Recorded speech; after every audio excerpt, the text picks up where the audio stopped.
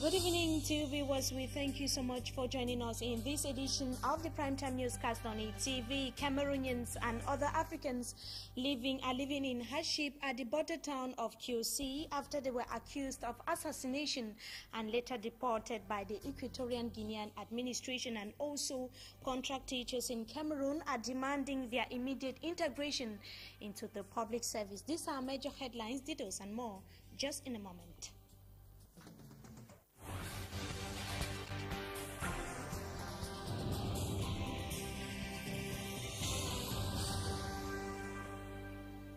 Thanks indeed, viewers, for joining us in this edition of the Primetime Newscast on ATV. We begin right away here in the economic capital, Douala, where inhabitants at the Grand Moulin area here have decried days of absence of potable water. They say that they have been going on for over 4 days now without the precious liquid. Ranabel Satowara visited that locality and brought back the following report. This precious liquid has been lacking in the Grand Moulin neighborhood here in Douala for over 3 days now. The locals say they are forced to walk distances to fetch water, which is most often not potable.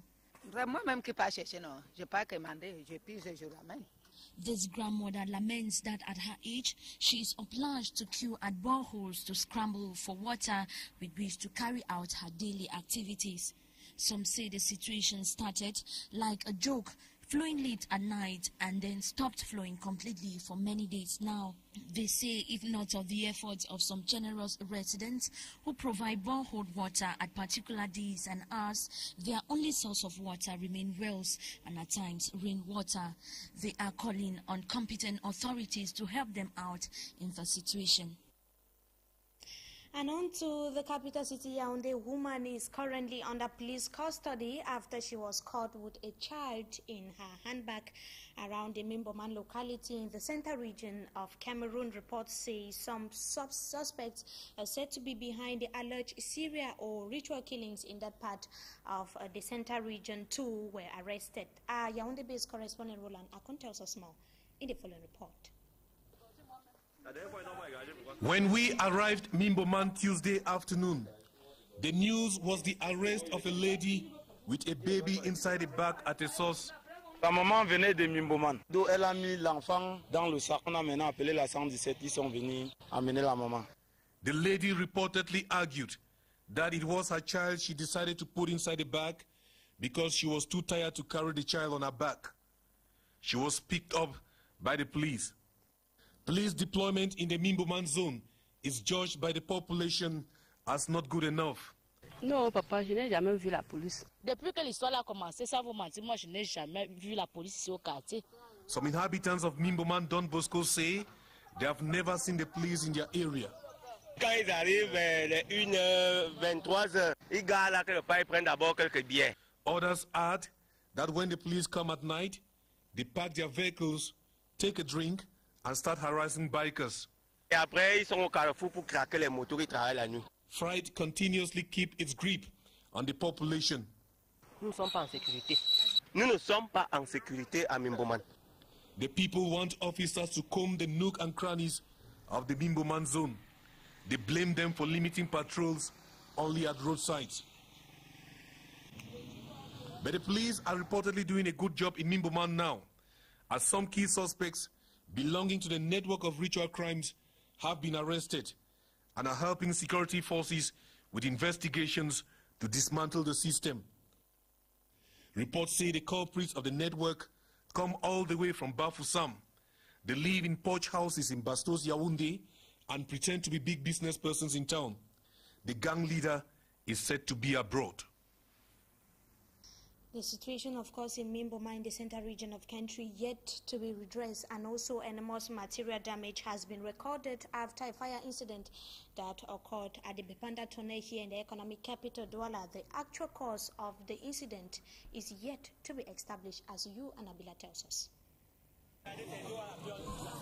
It was at about midday Monday that the wild flames consumed almost entirely the contents of this snack bar Equinox Plus around the Panda Fire here in Douala.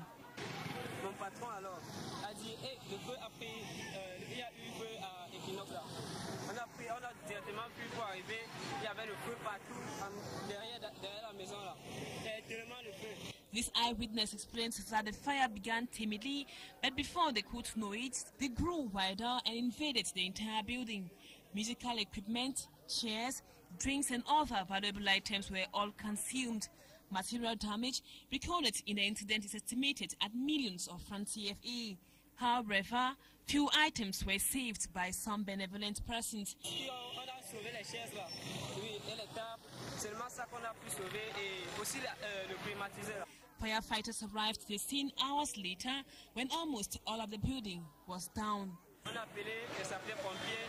Avant d'arriver, le feu avait quand même tellement brûlé la maison. Passers-by and other men of goodwill destroyed neighboring structures and prevented the flames from extending to other apartments.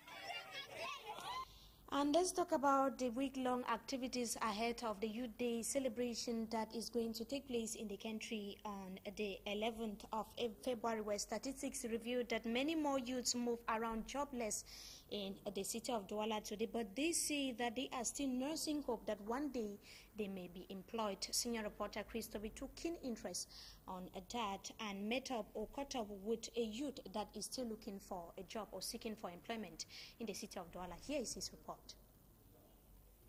This young man, Armel, has been combing the streets of Douala in dire search of employment.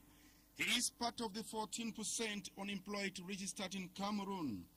Armel has since 2006 been praying for the sun to one day shine on him in the job market, but since then he says things are pretty difficult, though he does not want to lose hope.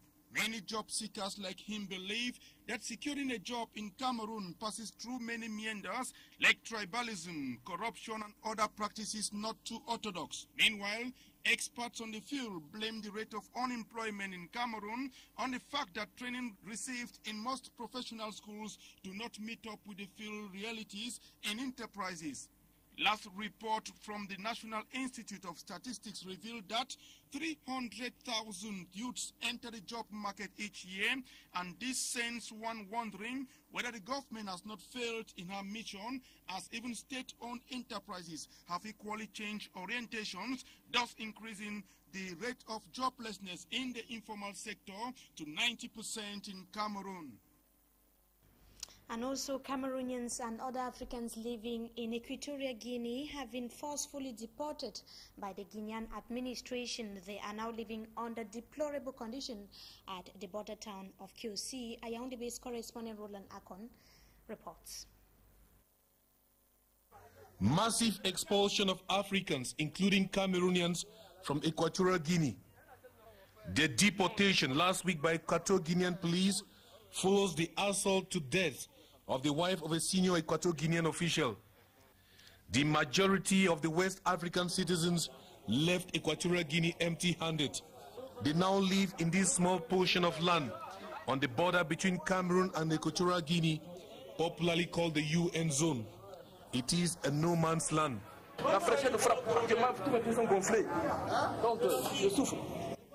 They say they live under very difficult conditions, washed by rain when it rains and dry under the scorching heat of the sun when it shines. They are begging to be allowed to go back to their countries.